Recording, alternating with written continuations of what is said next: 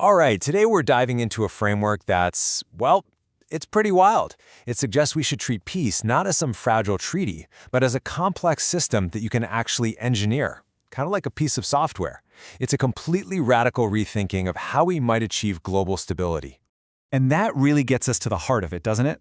This is the central question driving this entire concept. Can peace actually be engineered? Can you take principles from systems design, from economics, even from artificial intelligence, and combine them to build a world where conflict is, by its very design, obsolete? It's a huge claim, so let's see how this framework tries to answer it. So, this is Project Peace for Profit. The core idea, as you can see here, is to shift away from what it calls diplomatic art and move into pure, hard-nosed systems engineering. We're talking about nothing less than a hard-coded system upgrade for geopolitics, one that's designed from the ground up to create a stable operating environment. To really get our heads around this, we're going to walk through 5 key areas. First, we'll look at the old code, basically what's wrong with the current system. Then we'll explore the proposed new operating system. After that, we'll see how it's designed to sustain itself with a self-reinforcing flywheel. Check out the real-world sandbox zones where it could be tested. And finally, zoom way out to the ultimate vision, moving from profit to global abundance.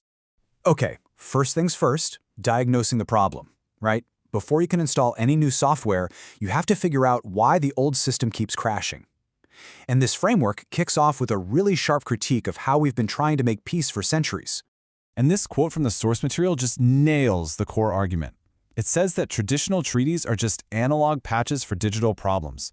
They're described as these fragile paper contracts that just don't fix the underlying code, the code of scarcity and zero-sum thinking that keeps fueling conflict. This slide here really frames the whole issue in economic terms. On the left, you've got the legacy code, a dependency, high risk, which always leads to a system crash. The new code on the right is all about achieving operating stability. And here's the key insight. Conflict itself acts as a risk premium. It literally scares away the capital that's needed for growth. The goal then is to build what the framework calls a trust layer, to just wipe out that risk and flip the whole equation on its head. Which, of course, brings us to the proposed solution, a brand new operating system. So if the old code is fundamentally broken, what does the upgrade look like? Well, the main idea here is that peace can work just like a shared OS that everyone has a very real incentive to keep up and running. Now, this slide shows the core architecture, what's called the triple helix. It's made of 3 integrated parts. First, you've got the hardware, the actual physical infrastructure architected by companies like Tesla and SpaceX. Second is the software, a kind of moral OS called PCRMI. And third, you have the intelligence layer, which is powered by the AI company xAI. Put them all together, and the goal is operating stability. Okay, so what on earth is PCMR? You can think of it as the system's trust layer. It gets rid of traditional aid and brings in something called covenantal accountability. So in plain English, it's a system of rules where keeping your commitments is highly profitable and breaking them, well, that's going to cost you big time. It's this predictability that's designed to crush that risk premium we talked about and get major investors interested. The second big term here is Gemini. This is the AI engine that guides the whole system. It uses what the sources call, and this is a very futuristic term, quantum intelligence predictive algorithms, to basically calculate the best path of least resistance to success. And the AI's core principle is pretty simple, a guilt-free standard of doing no harm and helping wherever you can. So, you've got your hardware and your software. But how does a system like this keep itself going? This is where the framework brings in a really powerful idea from the business world, the self-reinforcing flywheel. The whole point is to create a system that just naturally gains momentum over time.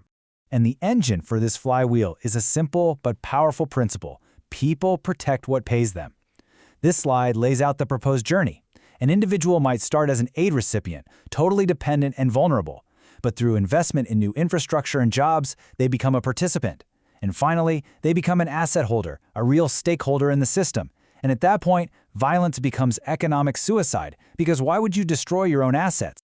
And here's how that personal journey powers the big picture flywheel. It all kicks off with moral legitimacy, which builds trust and lowers risk.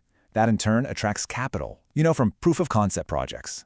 This investment creates local prosperity and jobs, which pushes extremists who thrive on chaos to the margins. The profits then get reinvested, and the cycle just keeps repeating, spinning faster and faster until conflict becomes, well, economically obsolete. Now, I know this all sounds incredibly theoretical, but the framework actually points to specific places to apply this blueprint. So let's take a look at how this might work in the real world, in what the sources call sandbox environments. The plan is to create these sovereign innovation zones in areas known for high conflict. The idea shown here is to roll out future-proof infrastructure, think renewable energy grids, autonomous logistics, into specific pilot locations. The framework actually names a rebuilt Gaza, which it calls Gaza 2.0, and a new economic zone called the Golan Nexus as potential spots. The strategy is to build on what is essentially a blank slate. And this is all made possible by a strategy called leapfrogging. So instead of rebuilding with yesterday's tech, these zones would just skip the 20th century entirely. They'd jump directly from a state of destruction to a futuristic model state, getting the most advanced infrastructure from day one. But of course, all this economic development needs security. It's a must. A critical piece described in the sources is a joint intelligence fusion cell between Israel and Syria, with the U.S. acting as a mediator. Its job is to act like a firewall, preventing military miscalculations and basically protecting the whole economic system from crash. So the framework starts small, with regional, profit-driven stability. But the ultimate ambition is way, way bigger. The final act of this whole vision is to scale up from regional peace to what it calls a global abundance reality. This slide uses a pretty brilliant analogy, a dual-core processor. The plan suggests expanding through something called the Cyrus Accords to include a future free Iran. The performance core is that high-speed, peace-for-profit model we've been talking about. But running right alongside it is an efficiency core, an abundance layer, that uses AI to manage resources based on actual human need, not market scarcity. So how do you even start building a vision that grand? Well, with a single tangible step. This is the Barnes Miracle Bar, and it's presented as the minimum viable product, or MVP. The logic is simple. You can't install a new operating system on a starving machine. Hunger is a system instability. By solving this hunger bug first, the framework hopes to prove its model of embedding charity directly into a for-profit business.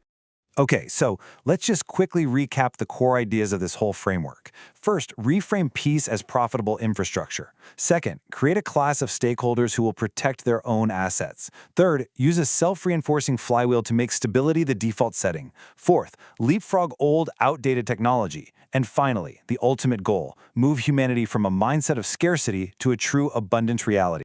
Which leaves us with the final question, the big one. After walking through the architecture, the operating system, and this massive global vision, you're left wondering, is this a viable, workable blueprint for global stability? Or is it a breathtakingly ambitious, maybe even utopian, fantasy?